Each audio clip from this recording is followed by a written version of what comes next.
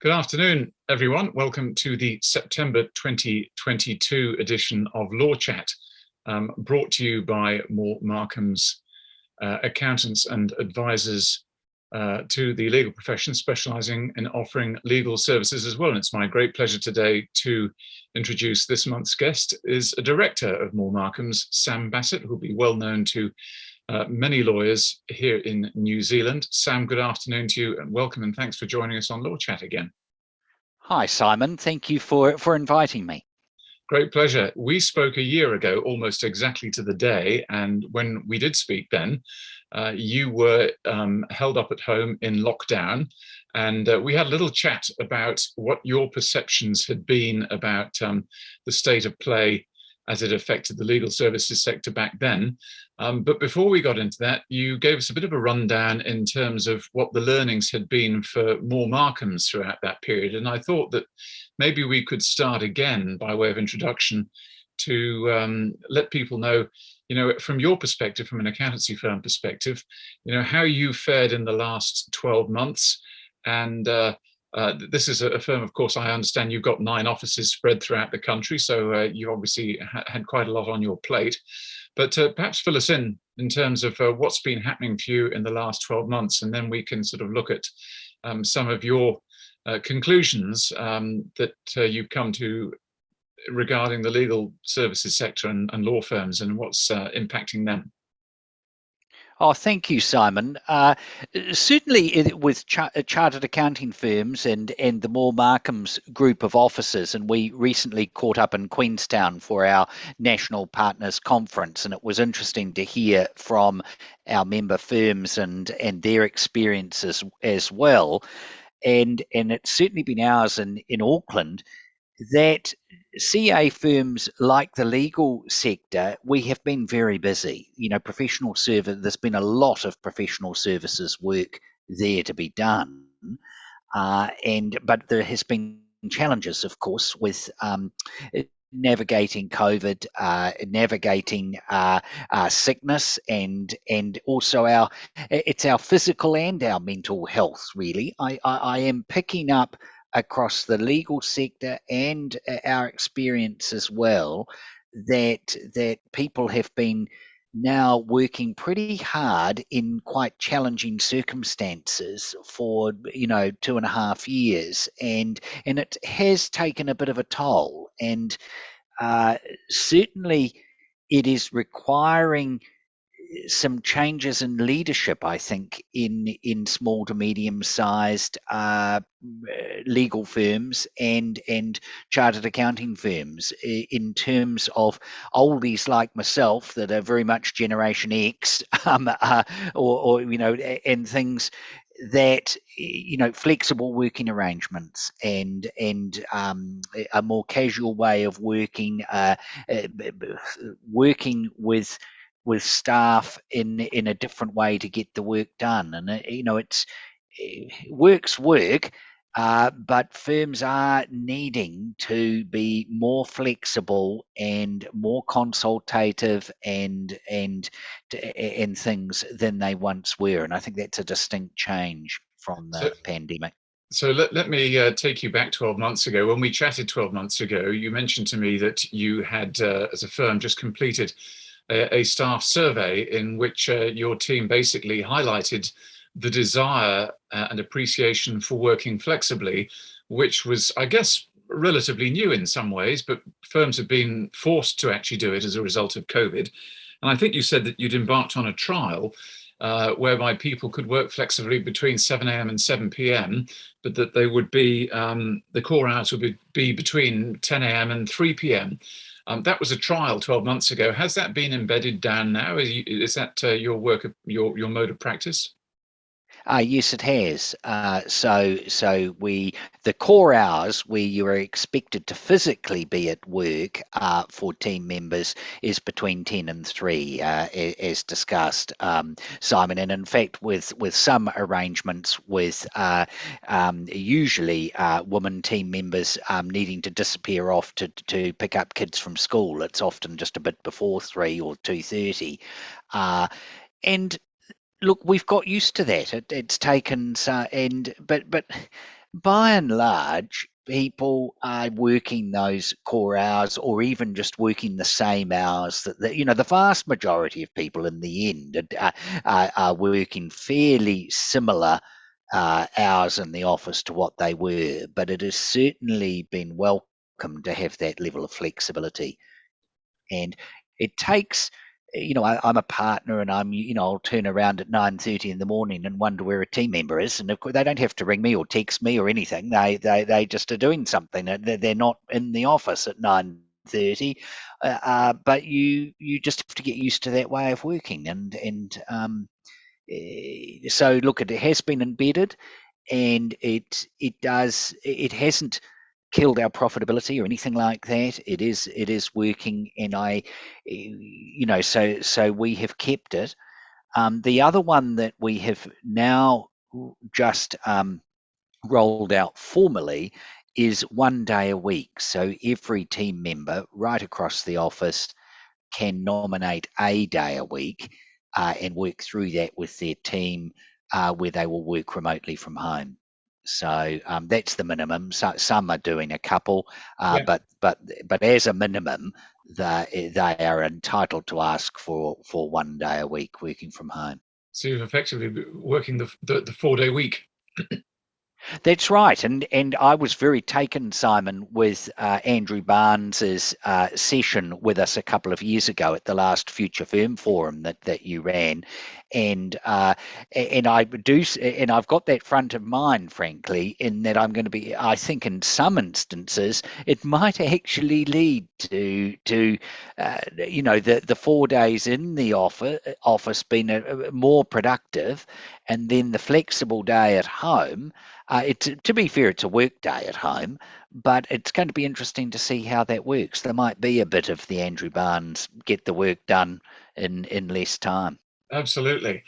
Just a reminder, those who may be tuning in live today, if you've got a question for Sam, I think Sam is happy to take them. I find in Law Chat, not too many people put through a question, but if there's anyone that wants to ask Sam anything in particular, then just feel free to use the Q&A box on your screen. Sam, last year, one of the things that you also talked about was the too much work, basically, and not enough staff going around. And I think you highlighted, as far as the legal services sector was concerned in New Zealand, not enough property lawyers and not enough employment lawyers. Have things changed in the last 12 months as you see it? Sadly not. Maybe one change, and this is across the country, but we're noticing it particularly in Auckland, but the provincial firms I work with as well. No doubt about it, the quantity of conveyancing work coming through firms has come back by quite some margin. So that has reduced, that's a distinct change from this time last year, and that probably has meant that the shortage of property lawyers is not quite as pronounced as it was when we last got together.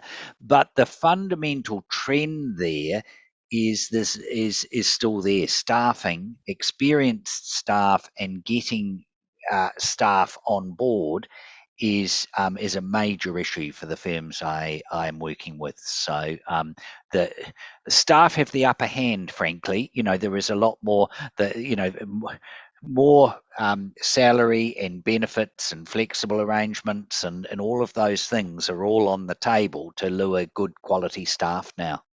It's interesting. A few months ago, we had my law consultancy network colleague Nigel Haddon come on Law Chat, and he offered a UK perspective. And he focused particularly on this area, where he said that over in the UK, it's very much a question of those employees now holding the aces. And he said that he described it, the squeezed middle, the mid-tier firms were really suffering in some extent from the sheer competition for talent. And he basically said that the amount of money in the bidding war that was being offered to lawyers with the right credentials was eye-watering.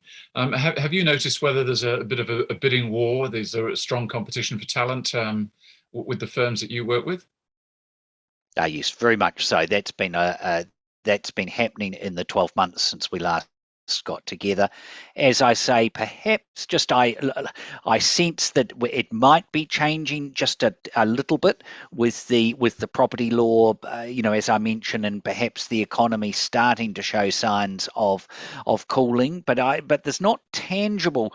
The firms I'm working with regularly, they are not reporting to me, and these are firms that will be quite bluntly honest, because I know that some firms don't like to admit that they're getting quiet and things, but these are people that I know well and that I work with.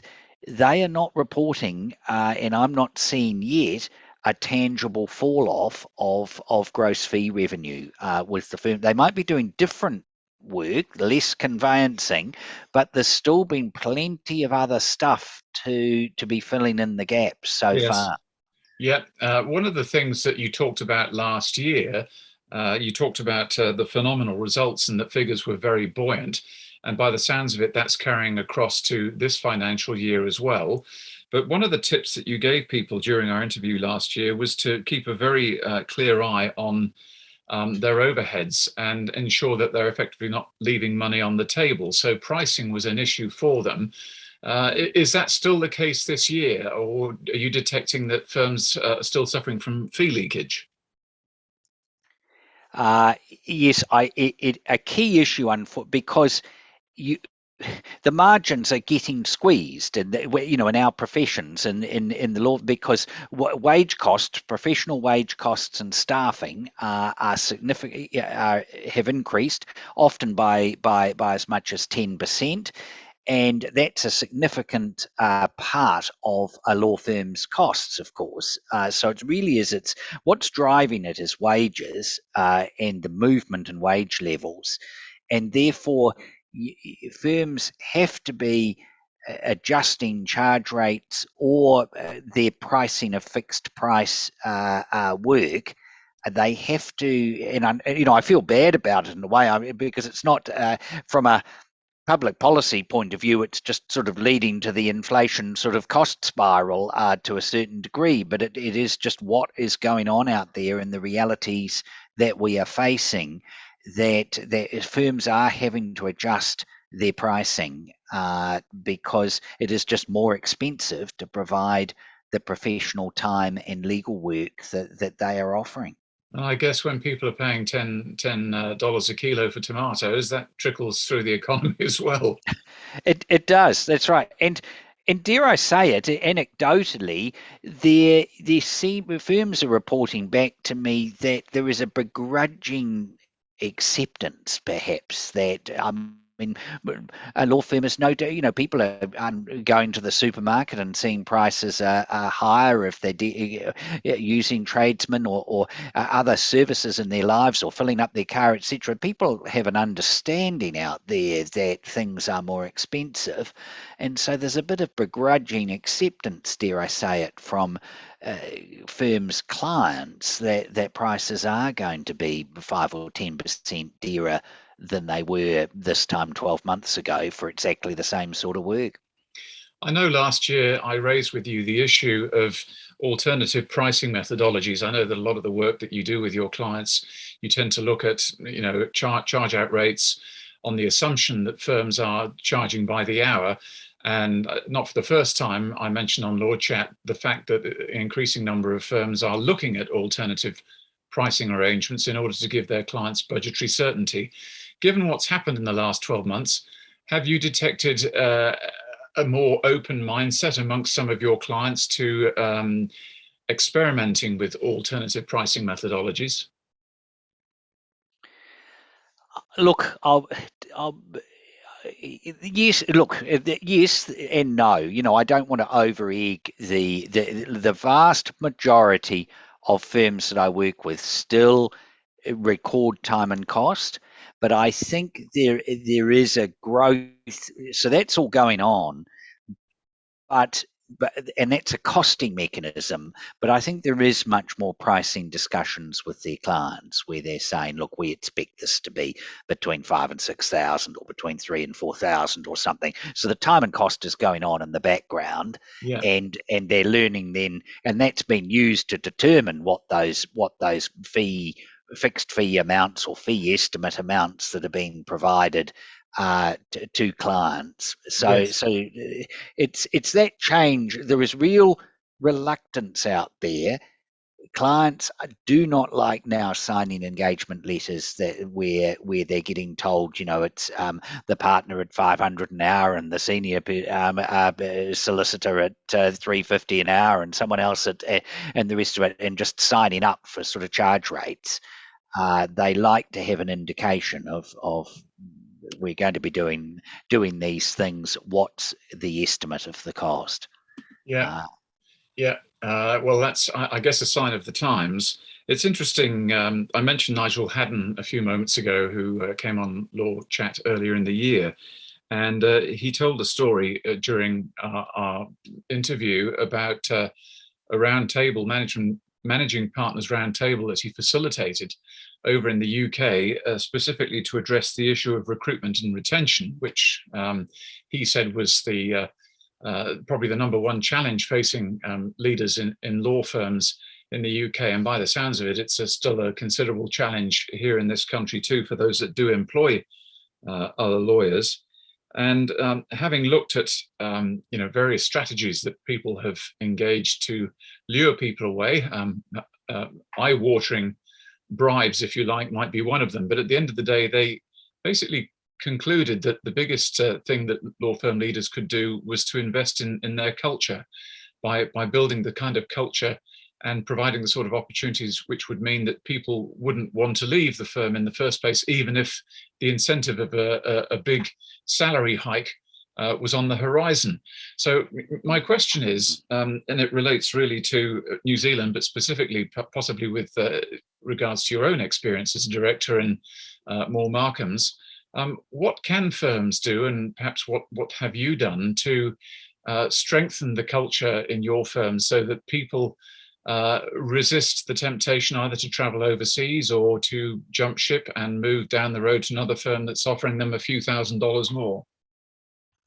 One thing that we do is we have a 2-day annual conference in February as a national group, and that's a way of using the member firms to have look, in dollars and cents, it's quite a chunky sort of number for us all to go away to the Hawke's Bay or Wellington or Dunedin or our main centre for 2 days of CPD training, but it is hugely popular with the staff, and it, of course, there's this team bonding and all of that stuff part of it, and you're feeling part of something bigger. And that's certainly been our experience. And Simon, you have presented at a couple of those conferences and experienced that yourself.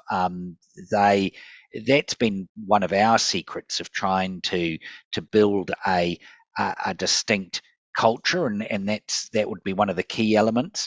But I think the other one, and I touched on it, the working from home arrangements and offering a more flexible workplace. We've really, our perception as a firm is we need to offer that, because in the end, staff, if they have the choice of going and working at one of our competitors that is offering those sorts of things, or us, they're not going to. It's not going to. They're going to go elsewhere. Yes, Um, yes, so it is. Look, it is tricky because you offer the flexibility, but you still then have to have budgets and monitor performance to that the work is getting done to an acceptable level and that it's been monitored.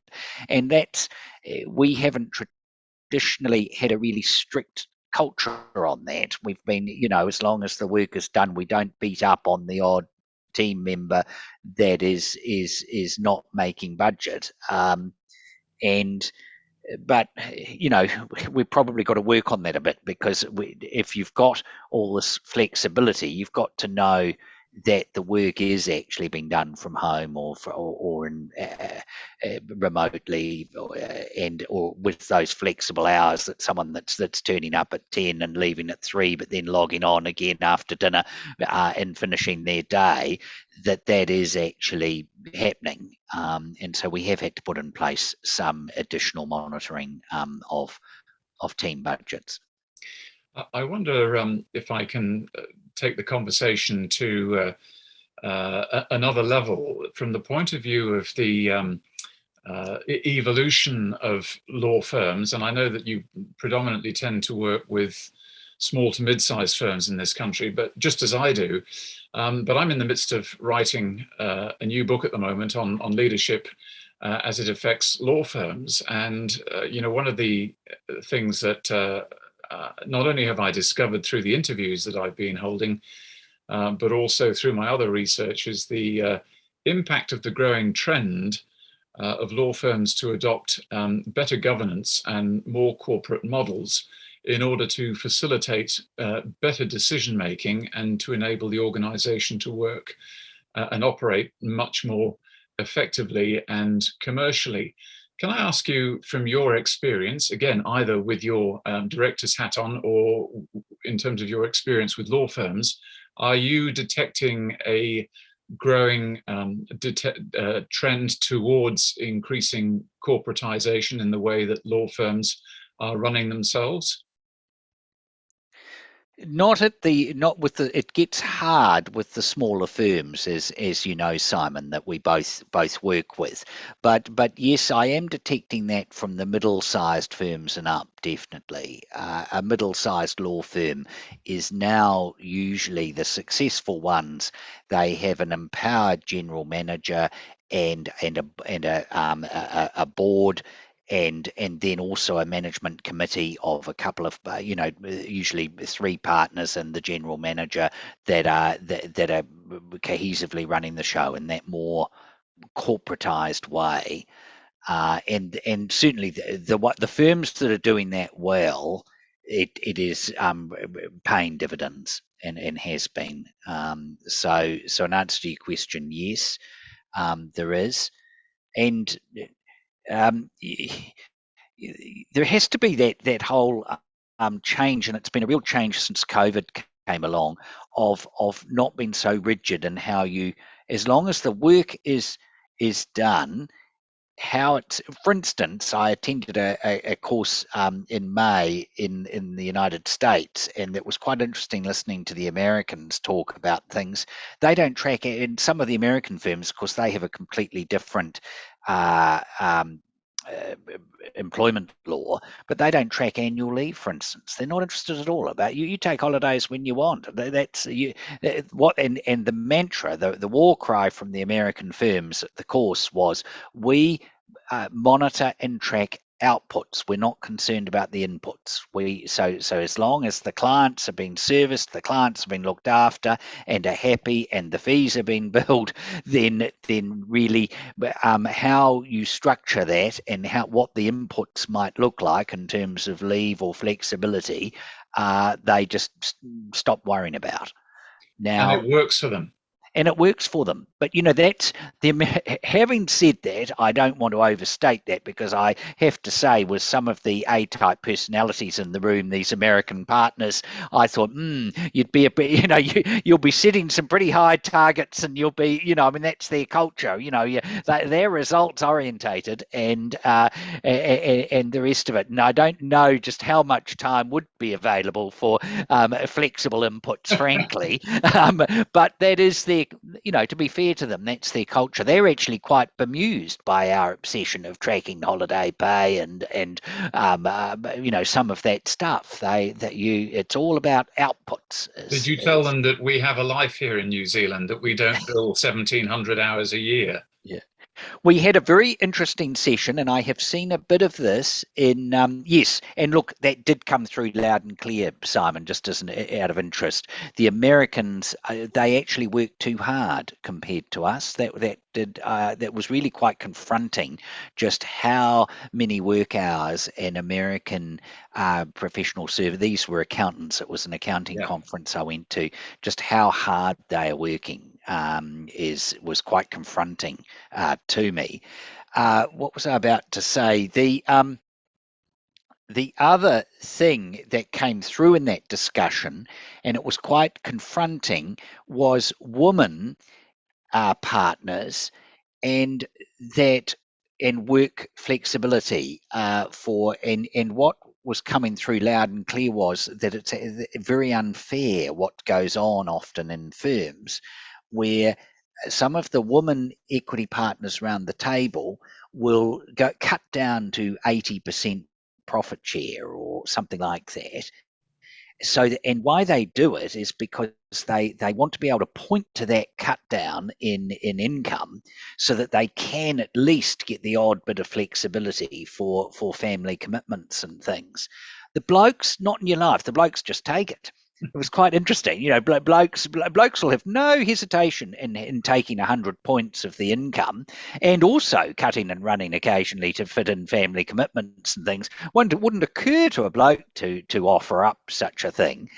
And also, in dealing with our course convener and working through a case study on that, it was quite interesting. He was in full agreement, and that's where you should be monitoring outputs, not inputs. And in that scenario, what was coming through loud and clear was that often the woman partners that were offering up only taking 80% of the income were still producing 100% of the output. And so it's quite interesting, and I just kind of it was quite confronting really, and certainly it was a very animated discussion in the session, and some of the woman partners in the room had quite a bit to say on that topic and things, and it was very interesting, and I have thought about it since with some of the firms I'm working with, and look, I have to say it's alive and well in this country too. I'd say so. It doesn't sound entirely fair, but I'm sure it is alive and well. Just before we wrap up, and for those that are watching this or tuning in live, do you have any tips for lawyers or law firm managers who want to stop bad habits or adopt better new ones? Sorry, Simon, I missed that. Do you have any tips for any law firm managers or lawyers or law firm leaders who are looking to give up some bad habits when it comes to the financial management of their firms, and any new habits that perhaps they should be adopting? Oh, I think we talk about it endlessly, but one of the habits I think to really increase productivity is trying to have a couple of quiet hours each day where you stay away from email and that endless interruption, so that you know that really rings true to me, that you force yourself to be absent from your emails for a couple of hours so that you can have some quiet time, even if you can't do that every day. If you can have look, it can make quite a difference if you have it set in your diary and calendars that every Tuesday and Thursday between first thing when you arrive until 10 a.m. you are not looking at emails. You are ticking off getting some of the work that's been building up, you've been wanting to get to, done. And it's that discipline, and we all do it. If sometimes you'll do the easy things to be busy, you'll flick an email here and you do that, and some of the more work that actually requires some thinking time and is going to take you a whole morning to get over, and if not a day to get over, that stuff constantly gets delayed. And so I think those efficient work habits where you set a couple of mornings a week where you try and get stuck into that type of work and stay away from the endless disruption would be my key tip. Is there a specific time of day that works for you? I think I'm a morning person, so and I would tend to, I quite like the concept of between eight in the morning and 10 in the and morning tea, of not opening up your email and getting some work done that's been building up on your to-do list. But that's just me. Well, I'm glad we scheduled this for 2 p.m. in the afternoon, New Zealand time. So, hey, listen, our time is up. But Sam, look, thanks very much again for chewing the fat with me on this one. And by the sounds of it, the some things have slowed down, but generally people are still extremely busy. And we've just got to make sure that we keep working on on our cultures to keep good people and keep the wheels turning, by the sounds of it. Yep, I think that's that. Thank you, Simon. And I think the legal sector in New Zealand is in healthy shape right now. It's in good nick. That's what we want to hear. Look, Sam, thanks for joining us. Much appreciated, and look forward to catching up with you again before too long. Thank you. We'll be back next month with another Law Chat. Until then, all the best, everyone. Bye bye.